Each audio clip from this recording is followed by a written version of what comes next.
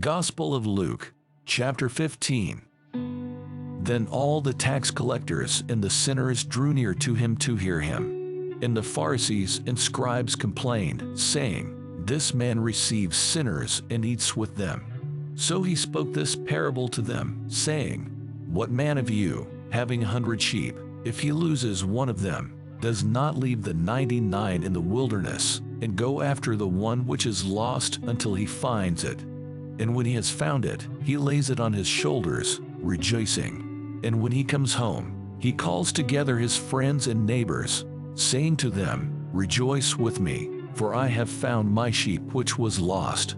I say to you that likewise there will be more joy in heaven over one sinner who repents than over 99 just persons who need no repentance.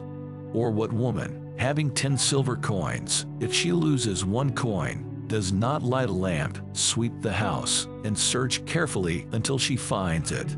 And when she has found it, she calls her friends and neighbors together, saying, Rejoice with me, for I have found the piece which I lost.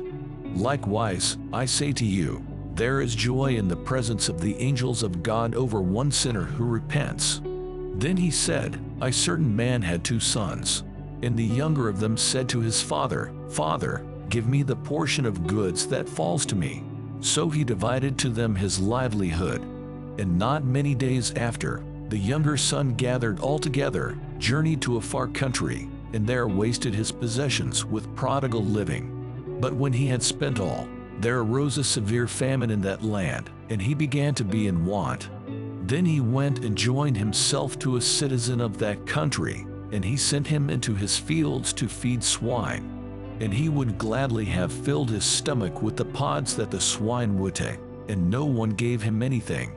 But when he came to himself, he said, How many of my father's hired servants have bread enough and to spare, and I perish with hunger? I will arise and go to my father, and will say to him, Father, I have sinned against heaven and before you, and I am no longer worthy to be called your son. Make me like one of your hired servants. And he arose and came to his father. But when he was still a great way off, his father saw him and had compassion, and ran and fell on his neck and kissed him. And the son said to him, Father, I have sinned against heaven and in your sight, and am no longer worthy to be called your son.